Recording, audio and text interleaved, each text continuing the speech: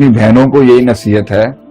دیکھیں اللہ نے آدم علیہ السلام کو جنت میں جب کہا اب کیا آپ رہیں گے یہاں پر, تو اللہ نے انسان کے لیے مرد کی تنہائی نہیں رکھی. یا آدم مسکن انت وزوجک کہا آپ نے. تو جنت میں انسان کی ابتدا میں عورت کی شمولیت اللہ نے ضروری سمجھی. اس جوڑے کی ہی کہانی کا نام ہے سفر دنیا الی الاخرت. یہ ایک جوڑا اپنے گھر سے دور ہوا, اہبطوا منہا جمیعا کے تحت زمین پر آیا. تو ہم لوگ آدم علیہ السلام سے لے کے آج تک ایک خاندانی لوگ ہیں. ہم ایک خاندانی لوگ ہیں. We Muslim people are the representation of families, and families are build with, اس کی جو سربراہ ہوتی ہے ایک ایسپیکٹ سے تو اس کا سربراہ قوام حاکم جو ہوتا ہے وہ مرد ہوتا ہے, لیکن اس کی پیکیجنگ, اس کی کینوسنگ, اس کی نرشمنٹ, اس کی تربیت, اس کے اندر وہ جو اینٹی ڈوٹ ہے, جو سختیوں کو ہینڈل کرنے. آپ یاد رکھیے گا جدھر بھی مسائل ہوں گے نا وہاں پر ایک کامیاب ایک عورت ہوگی جو اسے نیوٹرلائز کرتی ہے. ہمیشہ سختی ہوگی, عورت کی نرمی اس کو نیوٹرلائز کرے گی.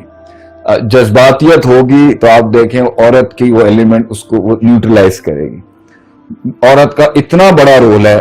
اگر ہمارا معاشرہ صرف یہ سمجھے کہ مرد کے کردار کے اندر وہ حسن لاتی ہی ایک عورت ہے, مرد کے کردار میں وہ کمال لاتی ہی ایک عورت ہے, اور مرد کے اس جمال میں جو ہے نا وہ حسن مرد کا آتا ہی ایک عورت کے بات ہے اس کی زندگی میں. یہ ہم خاندانی لوگ ہیں اور خاندان ہی یہ آبجیکٹو ہے ہمارا. ہم نکاح کے لوگ ہیں, ہم نکاح کرنے والی قوم ہے, ہم زنا کرنے والے لوگ نہیں ہیں. تو ہمارا جو سلسلہ چلتا آ رہا ہے آدم علیہ السلام سے, یہ دنیا ایک میاں بیوی کا جوڑا ہے.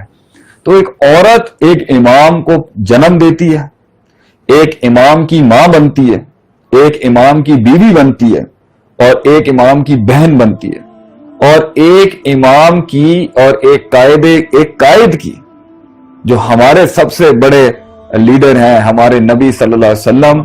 جب آپ پہلی وحی لے کر آئے تو جب زملونی آپ نے کہا, اس عالم کے اندر خدیجہ رضی اللہ تعالی عنہا کے الفاظ جو صحیح بخاری کی روایت کے اندر ہیں وہ ایپک ہیں, وہ ایک ایکیڈیمک سلیبس ہے جو انہوں نے اپنے ہسبینڈ کو, اپنے خاوند کو جو حوصلہ دیا آپ نے کہ آپ کے ساتھ کیا تھا وہ الفاظ مجھے بھی یاد نہیں آ رہے, کلا لا یخزیک اللہ ابدا, اللہ تعالیٰ آپ کو کبھی بھی جو ہے نا وہ رسوا نہیں کر سکتا. یہ ایک اتنے بڑے الفاظ ہیں, خیال رکھتے ہیں آپ, مہمان نوازی کا ایک عورت کے لیے الفاظ مرد کے لیے بہت بڑا معنی رکھتے ہیں. تو ساری بیگمات سے میرا یہ جو ہے میری یہ ہے کہ ہسبینڈز کے کفران و لشیر نہ کرنا. میری پہلی اور آخری نصیحت یہ ہے کہ خاوند کے ساتھ جو کفر کا لفظ بولا گیا ہے نا کہ وہ جس حال میں بھی اس نے رکھا, ایک آدھ غلطی ہوئی تو سب کچھ اٹھا کے پھینک دینا, یہ صرف عورت کی خصلت نہیں ہے, یہ مردوں میں بھی خصلت ہوتی ہے. لیکن اللہ نے اس کو ذرا حدیث کے مطابق زیادہ مینشن کیا ہے کہ اٹھا کے مت پھینکنا. ظرف کا یہ تقاضا نہیں ہے کہ آپ اٹھا کے پھینک. دوسرا, women is the most important pillar of an Islamic society. She has the most prominent roles in nurturing a nation. اس پر تو اتنا درس ہو سکتا ہے کہ آپ سوچ نہیں سکتے. ایک عورت کا ٹھیک ہونا ایک مرد کے ٹھیک ہونے سے زیادہ امپورٹنٹ ہے. اور اگر کسی ایلیمنٹ کے اوپر بھی عورت کی سختی جو ہے جو وہ اگر رکھے تو کسی لحاظ سے بھی برائی نہیں پھیل سکتی. مرد میں اتنی ہمت جرت نہیں آ سکتی کہ وہ انیشیٹو لے لے. یہ عورت کے آگے اللہ نے اس کو ایک شان دی ہے کہ اللہ نے قرآن میں کہ اپنی آوازیں سخت رکھنا. یہ آوازوں کی سختی جو عورت کی ہے نا یہ بڑے سے بڑے آدمی کو جو ہے نا یہ ڈاؤن کر دیتی ہے وہاں پر. تو عورت سب کچھ ہے, بیٹیاں رحمت ہیں, بیویاں امام پیدا بناتی ہیں, مائیں سورما اور شیر دل جوان پیدا کرتی ہیں. تو کہاں عورت نہیں ہے؟ تو عورت کو اپنے رول کو کانسٹیٹیوٹ نالج اپنا رکھیں, علم رکھیں, اور سب سے بڑی بات ہے کردار ایک عورت بناتی ہے.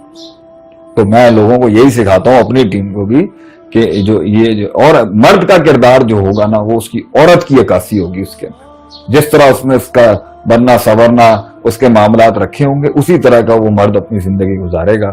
تو اس سے زیادہ میری نصیحت نہیں ہے کہ it is a woman that makes a main.